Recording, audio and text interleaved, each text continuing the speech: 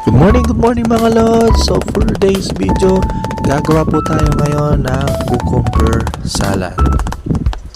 Una, bumili lang po tayo ng 2 pirasong pipino, 5 pirasong kamatis, at 1 pirasong lemon.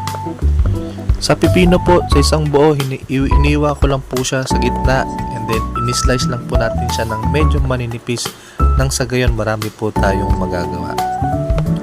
Pagtapos po natin mahiwa ang lahat ng pipino, sinunod na po natin yung kamatis dyan.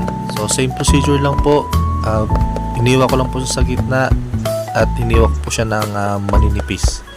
Pagtapos po natin mahiwa ang mga kamatis, sinunod ko na rin po ang lemon. Hinatay ko po siya sa gitna and then nag-slice lang din po ako ng 4 na piraso. So